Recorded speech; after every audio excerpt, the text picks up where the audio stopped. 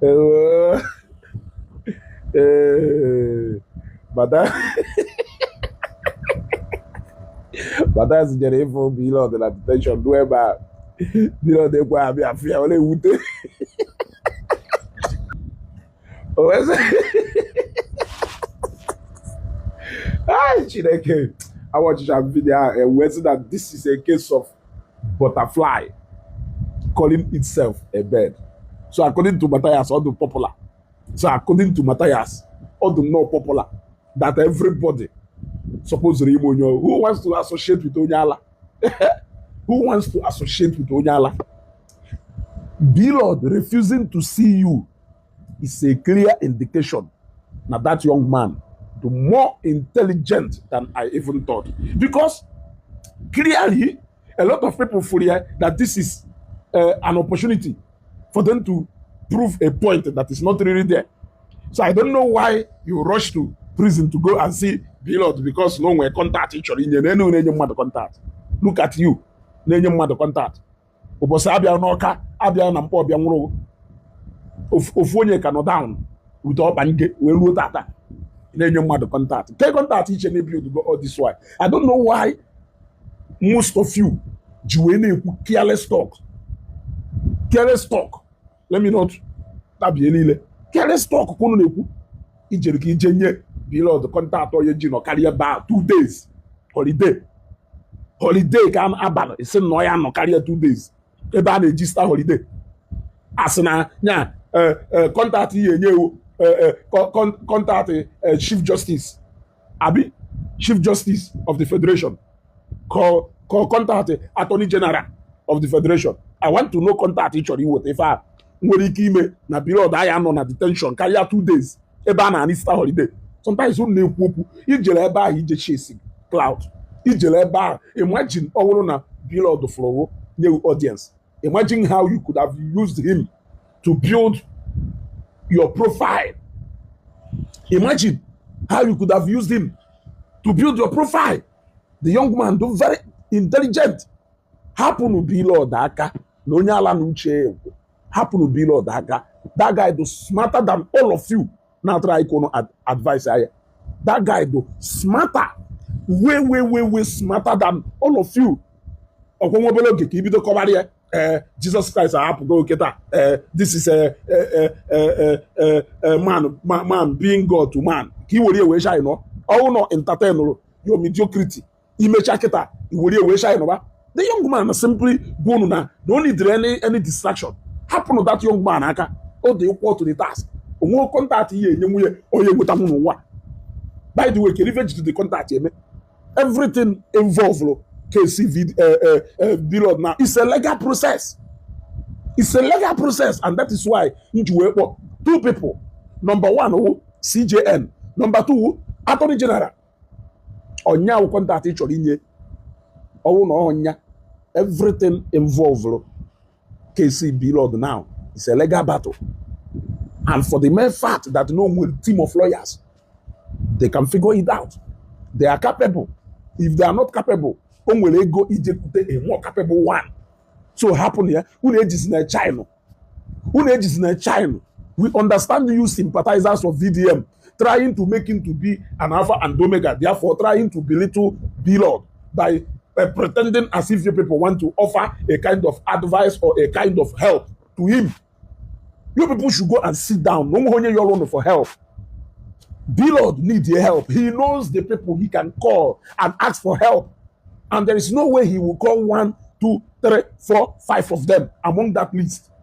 Help will do greater than help Arabia. Can you follow a yellow moon so? Can you follow the yellow moon so? The young man said, "No, my honey, or by force lawyer money. He should not man in a money, Mathias. Yeah, it's no willing to see prison, but Ezeaku. Yes, it can be possible. It can be possible. Now, a lot of people now say, Ezeugo. You got to go. Yes, but to stop assuming that you are that popular that anywhere they mention your name, Blord will not draw interested in that rubbish in our Facebook. Why do you think he will want to associate with somebody like you? onye ọwụ na-akpọrọ onwe ya onye Igbo, onye ọwụ na-akpọrọ onwe ya onye Igbo do very intelligent and smart. Onye ndị na-associate with you ndị ala na ndị iti, ama agwa gị ka o wee wụla, ana m agwa gị ndị niile na-associate with you ndị ala na ndị iti minus wadia na one or two other people that I am still working on them. Mana ndị ọzọ niile, they are either with you to prove a point, they are either with you because they want to spite a particular people. They are not genuine. Won't any of them do genuine?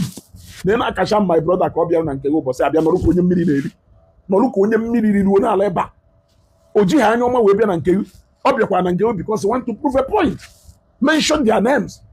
All those people, for the content creators, they are just there with you just to prove a point, which that point nobody is really interested in. The first person who's a J update Blord. Imagine all no yellow audience. Imagine what the caption would have looked like or been like. He doesn't need your help. In fact, Mathias, let me tell you, you cannot help Blord. You cannot help Blord.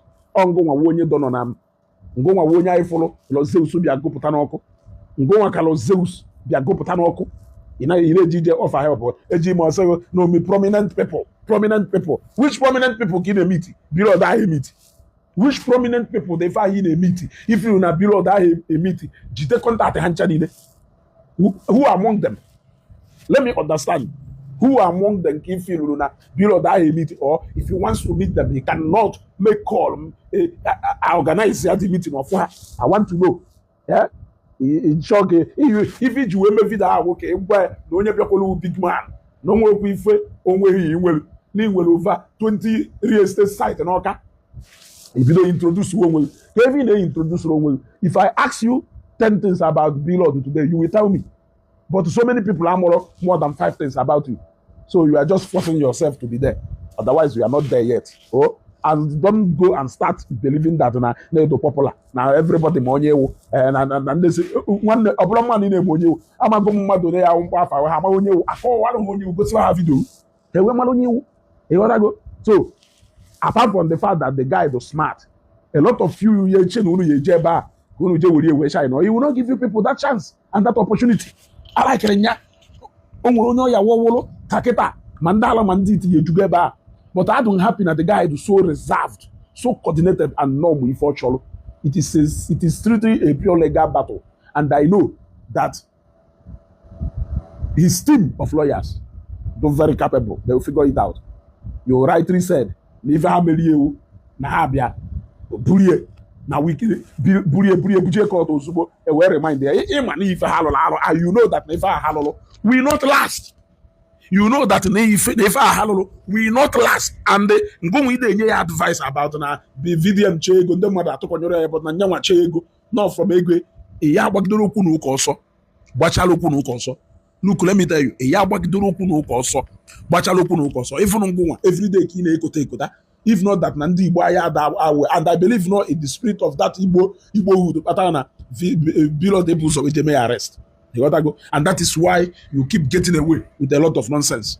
I'm just telling you now, okay, so don't even go and start assuming that you are being careful because of your business. No, you are actually one of the most careless people I know, based on some of the utterances in here and there. It's just that in the spirit of Igbos, we don't just arrest our brothers anyhow. You gotta go. I hope you get that point. So, Blord, thank you very much for resisting that devil and allowing him to free away from you. He is of no good. Now he may reverse. So thank you very much for being smart. Do not even allow every agwo okay to come close to you this time around. Keep that circle small. I know you are intelligent. I know you are smart. I know you know what you want. Stick to what you want. You gotta go. And they believe him. It is strictly a pure legal battle, and they believe that you have what it takes to figure it out. Now, so on a new connection, no connection gone in you. Only connection gone in you. Yeah, only for Panaqua, only Akoju to Mpana, was always what the Megu. What? Do to any Mapotami. Even Meleketa owner, Adon two group of Ndala, of Fundeu, Domina Mathias Ezeaku. The other party won the rattles. So those two parties Ndala. Adokosring hono keta ngwa sumodonie. You gotta go.